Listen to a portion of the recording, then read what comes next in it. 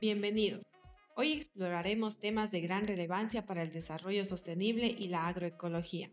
Hoy contamos con la valiosa participación de la ingeniera Andrea Ceballos, experta en protección de cultivos, quien nos hablará sobre el tema papel fundamental de los microorganismos en la producción agrícola y cómo su manejo adecuado puede transformar la salud de los suelos y mejorar los cultivos.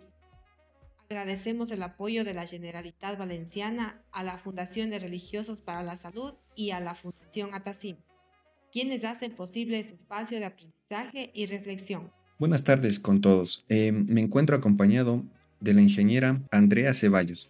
Ella tiene un máster en protección de cultivos y hoy nos va a ayudar en un tema muy especial y muy importante.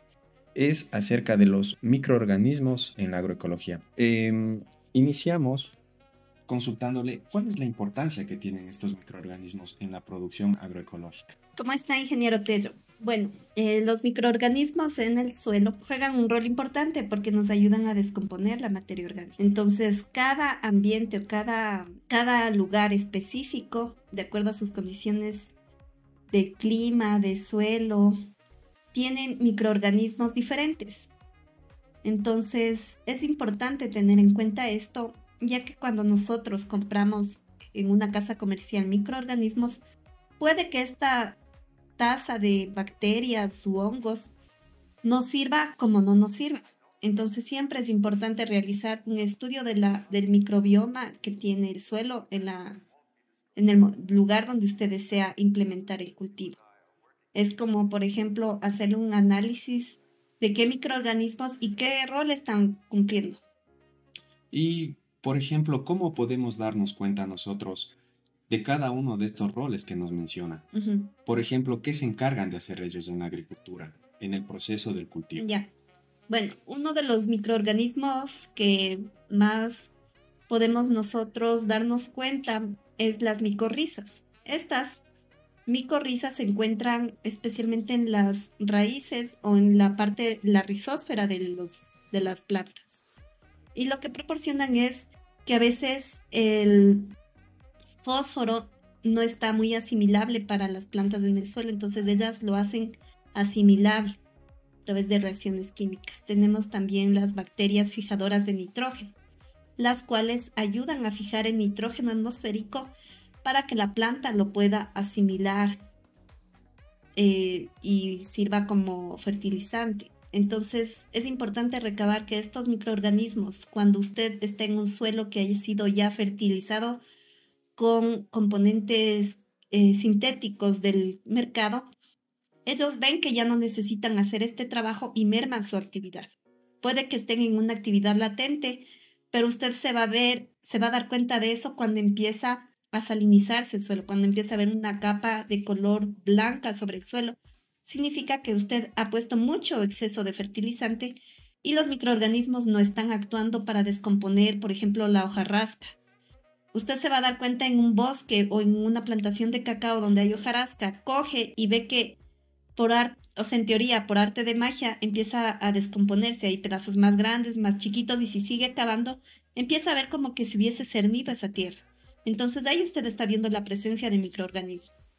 O no sé, por ejemplo, usted en un bosque relativamente no intervenido o parcialmente intervenido por el humano, usted hace un corte transversal del suelo y va a ver una especie como de hilitos blancos. Esos hilitos son hongos filamentosos que están actuando sobre la materia orgánica para descomponerla. Entonces, mientras un suelo está menos intervenido por el hombre, ahí es donde hay más actividad microbiana. Y nosotros, a pesar de que nos menciona que existen microorganismos que son beneficiosos, existen también microorganismos que pueden causar daño a nuestros cultivos. ¿Por qué se da eso? ¿Hay algún descontrol en su reproducción o a qué se debe? Se debe esto a que baja la tasa de microbiota del suelo, o sea, de los microorganismos benéficos. Entonces, en el suelo, al igual que por ejemplo en nuestro organismo, tenemos bacterias o hongos que se llaman los saprófitos. Estos saprófitos, como su nombre lo dice, se alimentan de o trabajan en la descomposición de la materia orgánica. Entonces, estos, al descomponerse, los saprófitos, cuando hay un desbalance, ingresan a la raíz. Digamos, por ejemplo, usted hizo mal una práctica agrícola e hizo un orificio en la raíz del cacao o del plátano. Entonces está, por ejemplo, el fusario, que es saprófito, o sea que va a estar siempre en los suelos. Pero como hizo una mala práctica agrícola, ingresa al tejido vascular y empieza a invadir los haces vasculares de la raíz. Y es cuando ahoga la planta, es como que ya no le permite intercambiar savia en su proceso y muere la planta por asfixia. Más no que el hongo le mató, sino que tapó los haces vasculares y muere la planta. Ese es el caso de fusario, que es saprófito. Pero esto ¿por qué ocurre? Por un desbalance de los microorganismos benéficos. Por ejemplo, tenemos bacterias bacillus, bacterias, los promotores de crecimiento y en fin, un sinfín de microorganismos que puede que en su cantidad sean más grandes en comparación de estos microorganismos benéficos. ¿Usted conoce de alguna experiencia que mediante la utilización de microorganismos se hayan recuperado suelos, se haya en este caso controlado alguna plaga, alguna enfermedad que sea muy importante en los cultivos? Claro que sí. Bueno, le cuento como un entre paréntesis. Mi maestría yo hice en Puerto Rico y trabajé con la zanahoria blanca, que ellos también cultivan allá. Esta zanahoria blanca, el problema de allá, como son suelos tropicales, son suelos rojos, con poca cantidad de materia orgánica, estaban teniendo una saturación de nemátodos fitopatógenos. Se hizo este análisis, estudios previos realizaron este análisis y encontraron alta tasa de Rhotilenculus, que es un nemátodo fitopatógeno que ataca la raíz. Hace el orificio y por ahí ingresan los microorganismos que le digo saprófitos y empezaban a causar pudrición de la raíz. Entonces, mi propuesta de tesis o lo que hicimos ahí fue sembrar las plantas cobertoras, que son plantas que pueden ser leguminosas, pueden ser gramíneas, que tengan un agente. Por ejemplo, había gramíneas que tienen agentes que repelan ciertos microorganismos, o las leguminosas que ayudan a incrementar la materia orgánica. La cosa es mantener la relación de descomposición de la materia orgánica. Sembramos de estas, incorporamos, aumentó el porcentaje de materia orgánica y al mismo tiempo, de manera inmediata, bajó la población de nemátodos. Entonces tuvimos unas raíces súper sanas. Fue la primera cosecha de raíces sanas. Entonces vemos ahí cómo entonces se logró. Luego volvieron a sembrar sin hacer este cultivo alternativo y otra vez se elevó la tasa de nemátodos fitopatógenos. Entonces ahí la recomendación es hacer siempre un intercalar, sembrar el cultivo de interés, luego hacer una incorporación de materia vegetal que ayude como a alimentar el suelo de lo que extrajo los nutrientes del cultivo principal y así aumentar los organismos benéficos. Esa fue la experiencia que tuve. ¿Y aquí en Ecuador usted ha tenido alguna experiencia con cultivos, en este caso de cacao, café, caña de azúcar? Bueno, en el caso del cacao, bueno, aquí se ha visto en Tumbaco el caso de las hortalizas. En Tumbaco tenemos el problema de que la capa arable del suelo era hace unos 10 años no más allá de 15 centímetros. Entonces, los estudiantes realizaban prácticas agrícolas en las que quitaban la cangagua, incorporaban materia vegetal y se iba poco, año tras año, aumentando el porcentaje de materia orgánica.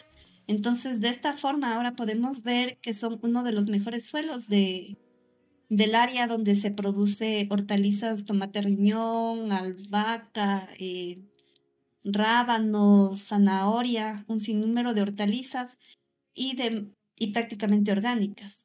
Uh-huh. Ingeniera, ¿cómo cree usted, en este caso, que las comunidades puedan aprovechar de ese conocimiento? Uh-huh. Como bien usted sabe, las casas comerciales proveen, en este caso, de productos que dan un control muy rápido de las cosas, enfermedades y plagas.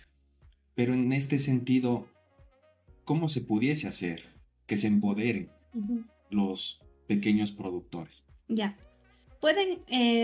Estas comunidades pueden acercarse y trabajar junto con la academia. O sea, no sé, en el caso de ustedes como comunidad, ¿qué universidad les queda más cerca?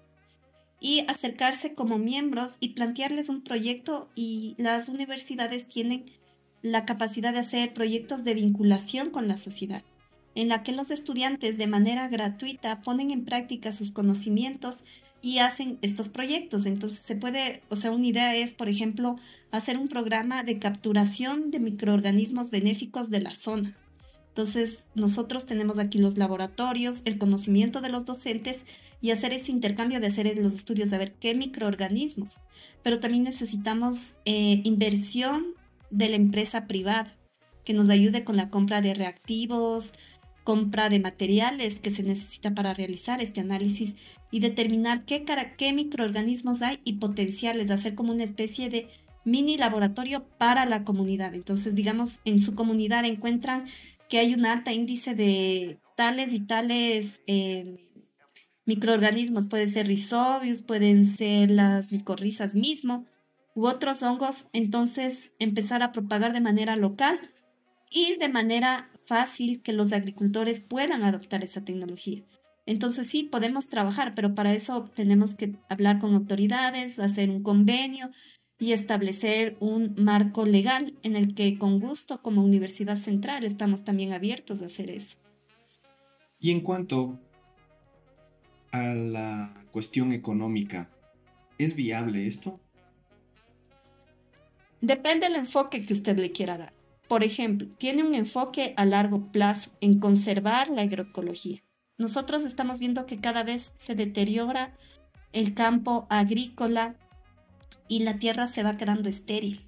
Entonces no hay que ver como un enfoque de que de aquí a 5 años voy a ser millonario con esto, sino más bien en preservar que de aquí en 10 años o 20 años mis hijos sigan cultivando cacao, sigan teniendo 20 variedades de vainilla, puedan tener frutos que solo en mi zona se da.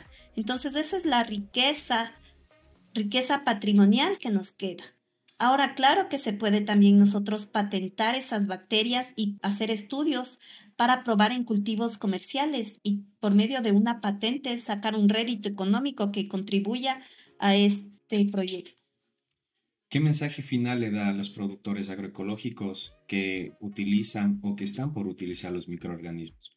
Bueno, primero mi admiración y respeto porque es un trabajo muy arduo y les digo que no declinan, o sea, mantengan esos ideales, se dejen guiar por la experiencia local, por la experiencia de la academia, que investiguen, no solo aquí en el Ecuador, sino en el mundo, y que puedan seguir preservando la riqueza, como le digo, de la agroecología. Le agradezco muchísimo su tiempo, estimada ingeniera. Ya, con gusto, ingeniero Tello. Gracias. Gracias por acompañarnos en este episodio, donde descubrimos cómo los microorganismos pueden ser aliados clave en la agroecología y en la preservación de la riqueza agrícola. Recuerden que el camino hacia una producción sostenible comienza con la investigación y el conocimiento compartido. Agradecemos nuevamente a la Generalitat Valenciana, a la Fundaciones Religiosos para la Salud y a la Fundación Atacim por su apoyo. No se pierdan el próximo episodio, donde seguiremos explorando temas de impacto para nuestras comunidades. Hasta pronto.